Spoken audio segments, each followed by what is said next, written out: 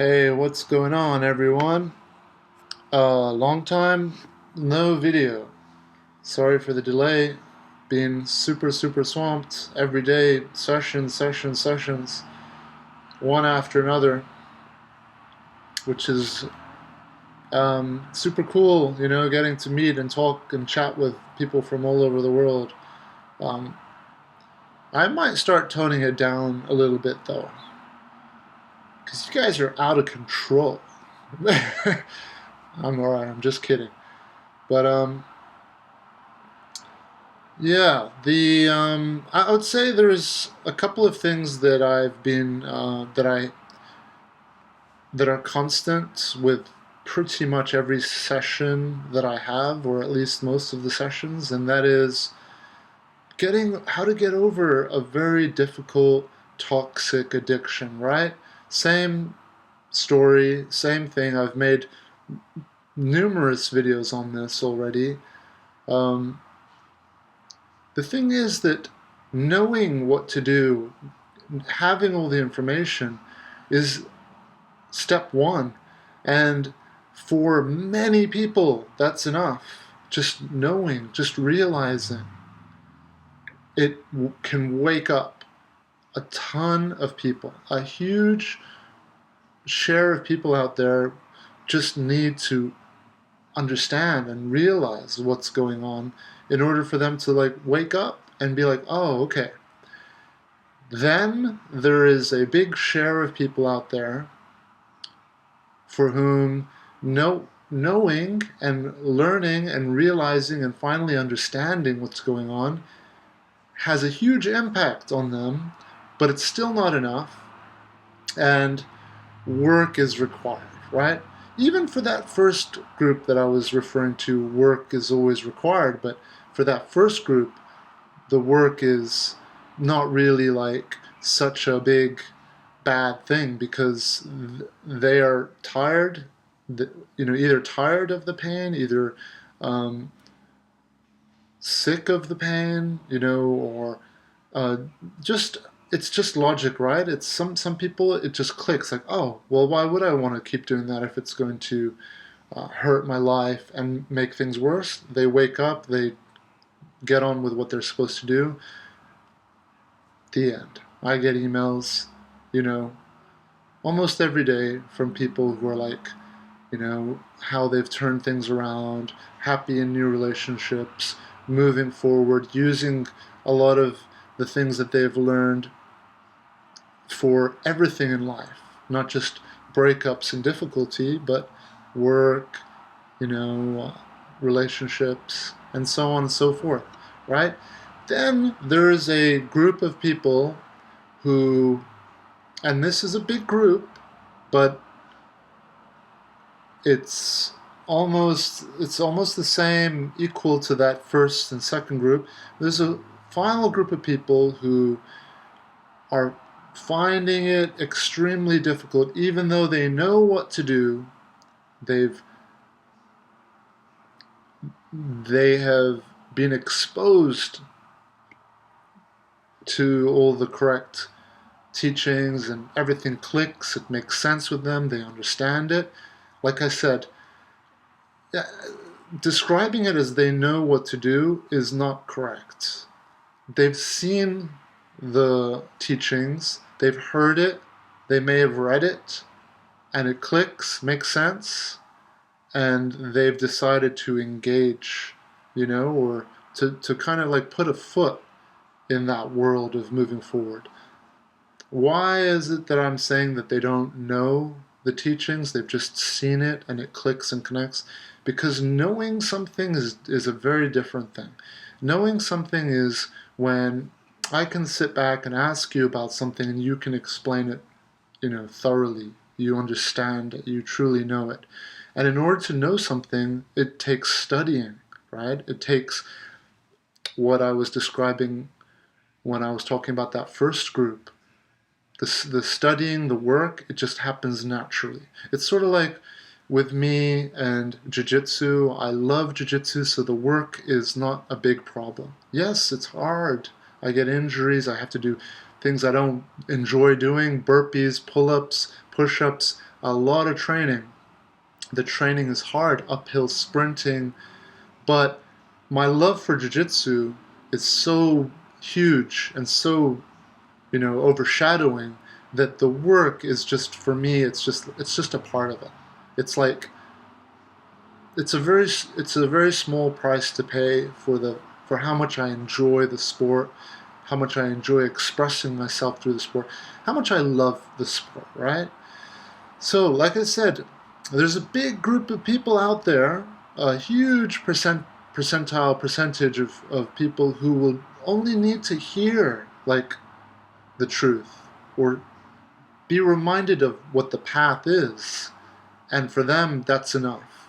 Their love and desire to grow themselves, improve their lives, to strengthen themselves, and to end their misery and their suffering, their love is so great for that doing the work is almost like a no-brainer, and they just get on with it.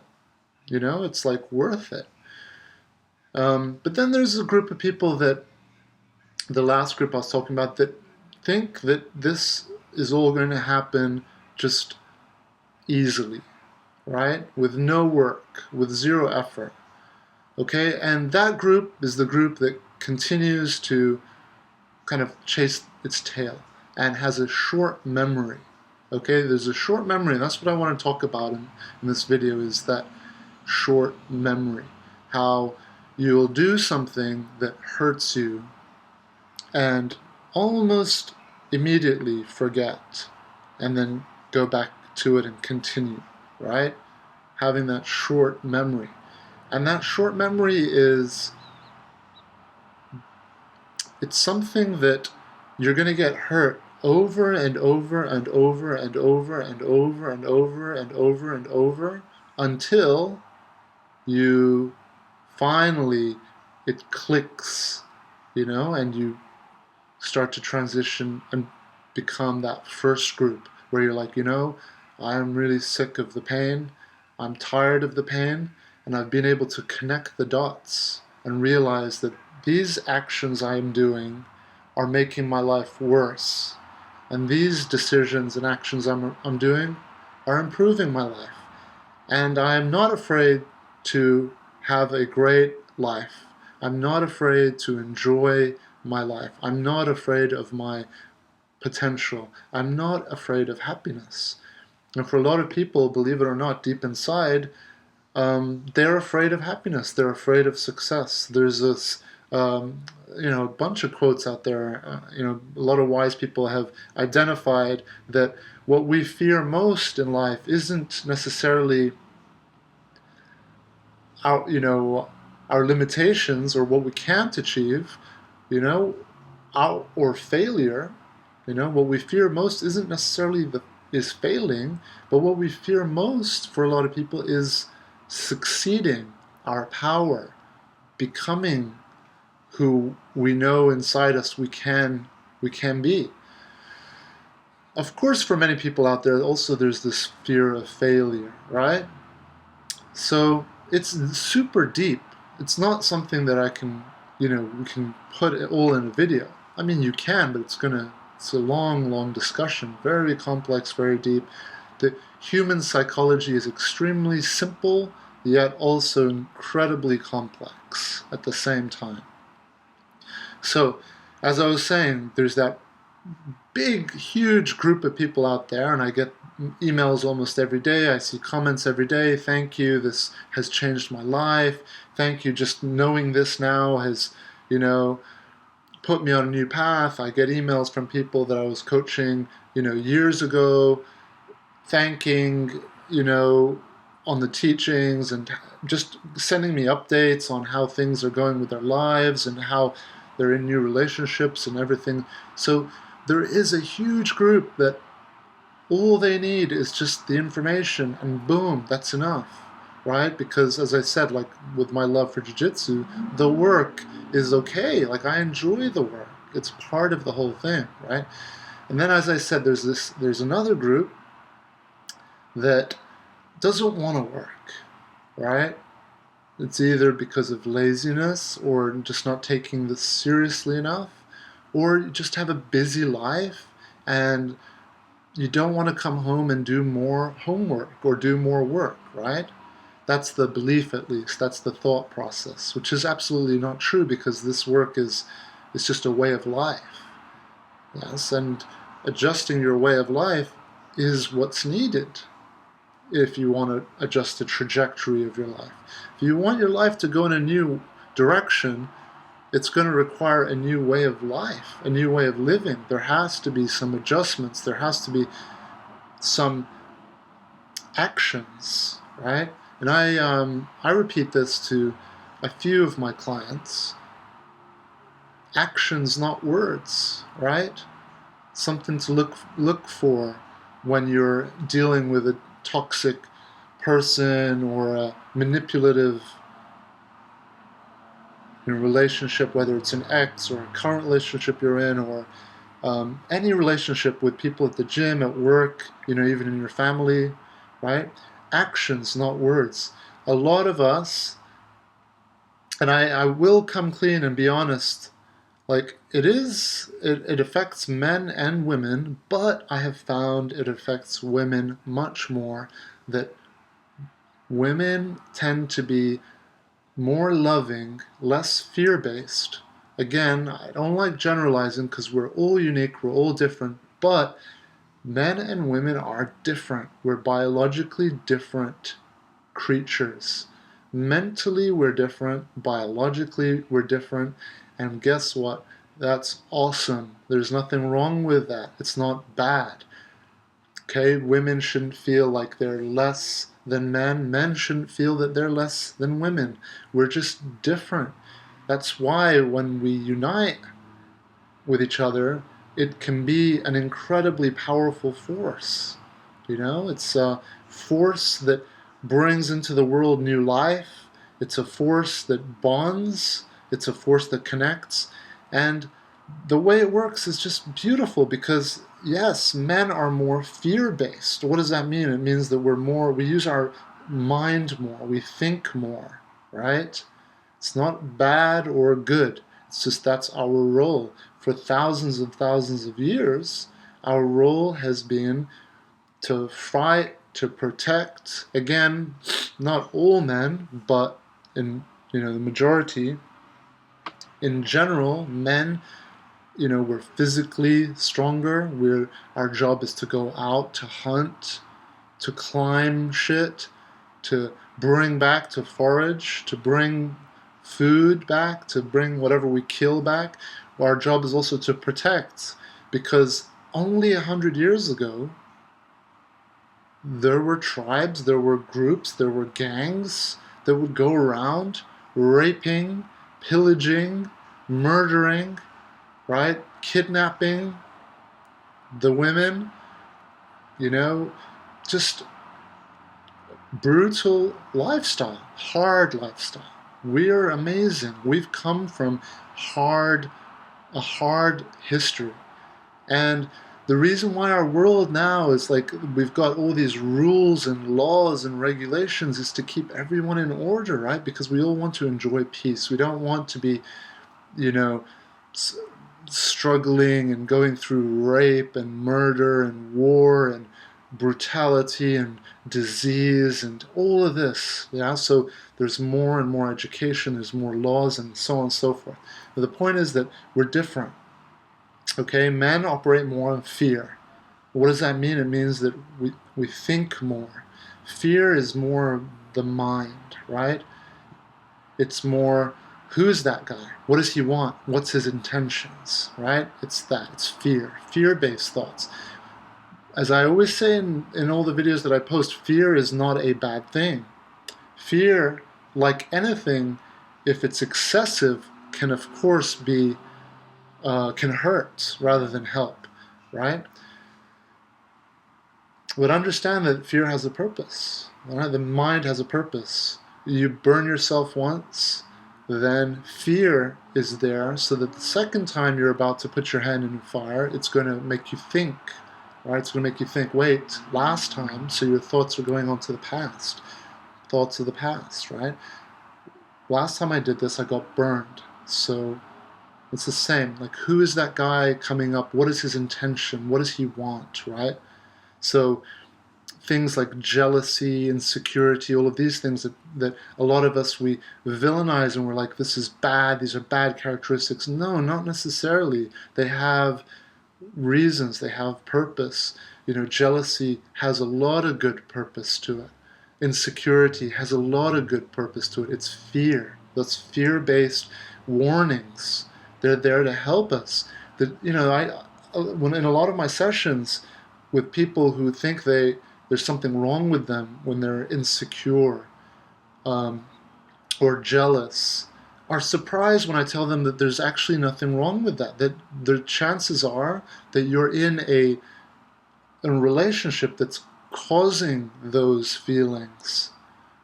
Of course, there are many cases of people who have been so traumatized by past experiences that they can carry jealousy, insecurity into their new relationships. Okay? But it also exists the case that you're feeling jealous and insecure for a reason, because it's not normal for your partner to be flirting with other guys or girls or whoever. Okay, so sometimes we can turn off or think there's something wrong with us when we feel jealous or insecure, when in fact it's a healthy, normal, good response. Okay? If we're going to measure, whether we're right or wrong or doing something, that's out of whack or good, if we're going to measure that with society, then guess what? You're measuring, you're going to measure your diet with the majority, and the majority of people eat junk, eat crap, take a lot of medications for depression, anxiety. You can't judge yourself based on others, on society. Dig a little deeper, understand yourself a little bit more, understand human beings a little bit more, find the right teachings, find the right teachers. There's plenty out there, plenty. There's a ton of people out there who have the right perspective, have the right view. And again, I don't want to go too deep into saying the right this and the right that. Time will tell, right? We each have our own views and beliefs. You've got the Donald Trumps of the world, you've got the Joe Rogans of the world, you've got the Bill Gates of the world, you've got Oprah Winfrey's of the world, you've got all these different ways and perspectives of living life. You've got Republicans and Democrats, you've got, it's just endless, right? They're all like roots of a tree, going down into the ground, into the soil, searching for what? Survival, right? Water. They're searching for water. Some roots might go down this way and say, no, it's good to be, we have to protect white people and be white supremacists. That's what Hitler tried doing in World War II, right? He decided with his group of friends or whatever, his allies, his co-workers, that there has to be a superior race, and this is what defines a superior race. And then they created a route, right? Let's go in that direction. And they failed, right? They failed miserably. The world said no. Nature said no. Actually, the world and nature and all human beings on earth said, fuck you, no, right? So there's all these different perspectives out there. Find the one that you connect with. I'm a believer, and I see it every day, that when you hear the truth, it clicks. You just know the truth. When you hear the truth, it clicks and connects. Okay? So we're different. Men and women are different, right? There's nothing wrong with it. It's incredible. Men are more fear-based. Women are more love-based. They're more open, right? And that's one of the most beautiful thing about women, is how nurturing, open, loving they are. Now, yes, it opens them up to being manipulated, because with that open heart, with that lovingness, with that trust. And why are women like that? Because for thousands, hundreds and thousands of years, women are the ones who are nurturing babies, children, raising them with love, right? It's why so many of us, not everyone, but for a lot of people, our childhood is like what we look back on like, wow, those are the best times, right? Because we had our mom, we had the love of our mom or the love of whoever, our parents, right? So humans are amazing. We're amazing, and with the male and the female, we're different. But when we click together, and if parents can give their children that balance of fear and love, it's perfect. One extreme is not good. You don't want to be too fear based, right? Closed all the time, not trusting anyone, constantly jealous, constantly living in fear. No one wants to live in fear constantly, but neither is being in love constantly. If you're going to be constantly open-hearted and, oh, look at that beautiful fire, I want to touch it, you're going to get burned, right? So balance is important, and I am always teaching and I guess preaching, coaching, balance. Find that balance, move towards balance, right? If you find that you're more of a giver in life, a nurturer, and this doesn't have anything to do with sex, you can be a guy, there's a lot of, I'm more of a giver, then there are people who are more takers, and it's usually givers and takers who are attracted to each other. Why? Because it's like jigsaw puzzles. One has an outie and one has an innie. One's a giver and needs to be with someone who receives, right? And one's a receiver and needs to be with someone who generates energy. And this can go into the topic of energy vampires, attention whores, people who feed off that attention and feed off receiving. Clean my house, do this for me, do this, massage me, give me a 45-minute BJ, whatever, right?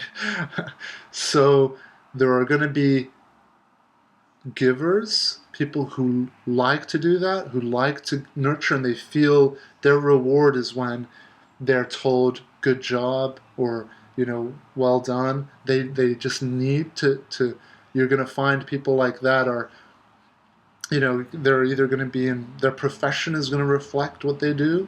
They could be into like gardening, planting things, watching them grow. They could be into medicine, like a doctor or a nurse or anything where you're helping people, right? It could be even like in banking. There's like not all banking is taking, and competitive. There's a lot of people that they are in it because they want to like help and help families, help people who are struggling financially to like build their wealth. So it helps us to know like who what we are. Are we more of a giver, more of a taker, more of a needer, right? Because knowing this can help explain to you, well, why I'm attracted to certain people, right? So if I'm a giver and I secretly, subconsciously get pleasure out of, nurturing and helping and healing, well, then I'm more likely going to be attracted to broken things, right? Or things that I see potential, but are not at their potential, right? So, for example, with myself, in my past I've been drawn to broken, damaged people, right? I find them, or I used to find them attractive. Okay? And for someone who's a giver, in order to find more balance, there's a ton of things you can do. Like a few of them I'll mention are going to be things like train yourself to be more of a receiver. So go and get a massage. Go get a foot massage. You'll find that Givers find it difficult to receive. They don't feel comfortable with, someone taking care of them, giving to them. Why? It's just because over years and years and years, they've created this habit of being the ones who are giving. That's their sense of purpose. That's almost become their identity, right? But remember, we can always be molding and evolving, right, who we are and our identity and our behavior. Small little steps towards finding that balance. And if you're a taker, if you find that you're attracted to nice people, giving people, energizing people, motivating people, but you're not really giving anything back, you might feel, like for a lot of takers, their giving is just being hot, being physically attractive. So you'll find that a lot of, for lack of a better term, energy vampires or attention whores. Attention whore doesn't have to be female or male, it can be either. But for a lot of those people, what they're bringing to the table is just their looks. They look hot, they're maybe cute, they're physically attractive. And then it's an important question to ask, like, would I be interested in this person if it wasn't for the way they looked? They just popped out of the womb and they had certain genetics that makes them look in a certain way, and that's all you're able to see. Meanwhile, underneath the skin, underneath the surface, is this toxic hole that's just needing and will never be full. And that's another video, but for a lot of people like that, they've been raised in such a way that they didn't have that love that they needed. For toxic women, it's going to be the absence of their father. For men, it could be the absence of their mother. Again, it's really deep. But the gist of this is that you've got women and men, and we're amazing in our differences, and we should be celebrating our differences. I say it a lot, that this world needs more female influence. It needs more love. It needs more trust. It needs, look at all these wars in Syria, and around the world, all these people suffering. It's at the hands of the fighting men out there, right? And again, it's not an evil, bad thing. We owe a lot of our pleasure and security to like all these wars and establishing borders, and this is ours, stay out of our land. All right, that's our history, that's where we've come from. But our world is evolving, things are changing, even our roles are evolving and changing. What it is to be a man is no longer what it was to be a man. What it is to be a woman is no longer what it was to be a woman. But understand that we have centuries of genetics that are still active, and it's important in order to help you through our journey of life to understand, well, why do I feel jealousy? Why do I feel this way? Why do I respond in this way? And so on and so forth, right? So, going back to the start of the video, where some people are finding it really difficult because they're not putting in the work, they're not taking it seriously, they're not doing the homework, they're not doing the journaling. All the people that I work with who do the journaling, write the lists, go through all their clothes, throw out what they don't need, bring in new things.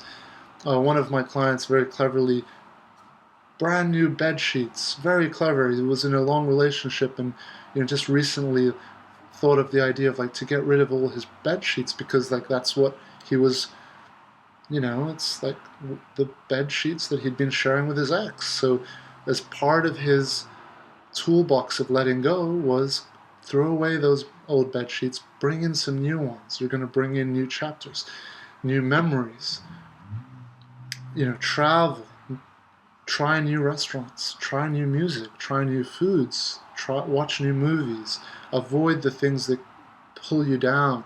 Make a list of what all those things are as well, right? Making lists is super helpful, because when you put pen to paper, even better than typing it out on Word or something like that, or on your phone, when you actually write things down, that's how you learn. So studying is important. When I want to get better at jiu-jitsu, believe it or not, I've got to write shit down. I hate writing shit down. I hate it. Like, I was so glad once I finished my university and college and schools, I don't have to do homework anymore. But you know what? Writing things down has a power to it, because when you're writing things down, it's absorbing into your mind at a pace that's a lot more digestible. When you see a video where you hear some great wisdom, it's great at the time, but it doesn't stick as well. Now, if you watch and watch and watch and watch and watch and watch, that helps more. Now, if you write it down, it's tremendously helpful, right?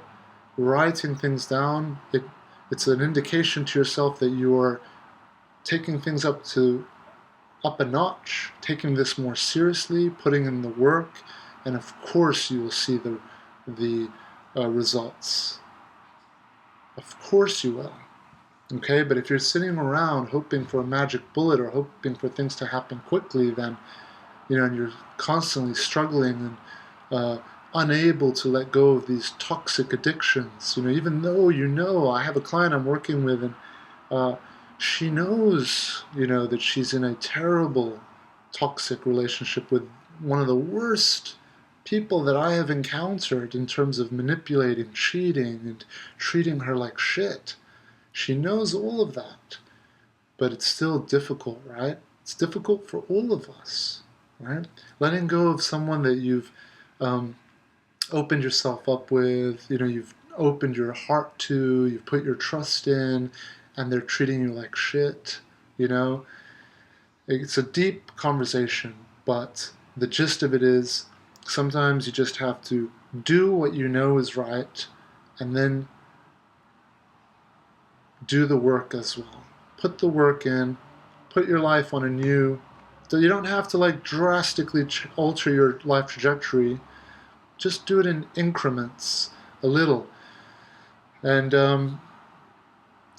yeah, this video is getting a bit long, so I'm going to try to wrap it up now. But in short, it's a hell of a lot more effective if you set small goals, but accomplish them is so important. Accomplishing them is so important.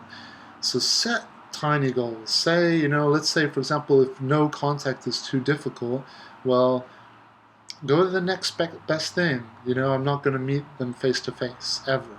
All right? Or if that's too difficult, go to the next best thing. Whatever it is, you design it for yourself.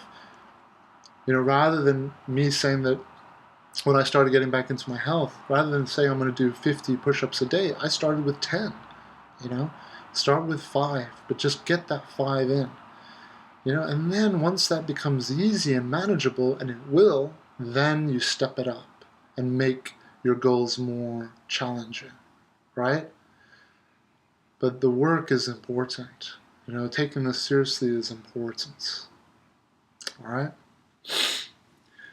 Time and energy is our gold. It's our treasure. So valuing it, applying it. We don't have to live a perfect life. Watching porn, smoking weed, drinking, eating whatever crappy foods that taste amazing, whatever it is. That's okay. That's what we're on this earth to enjoy our life. But there's a difference between you being in control of your life and something else or someone else being in control of you. And that's addiction. Addiction is when you're a slave to something or someone else. So you can ask yourself, am I a slave to porn? Am I a slave to smoking weed? Am I a slave to this person? Am I free to do whatever I want? Can I leave and go off and do, be without those things? Or am I a slave to those things? All right? So a few things to take a note of and be aware of. And yeah, more videos to come. Sorry for the lack of updates, just been super busy with non-stop sessions, which have been great. But yeah, more videos. These videos are super important as well, so I will keep making them. All right, everybody, adios for now. Talk soon. Bye.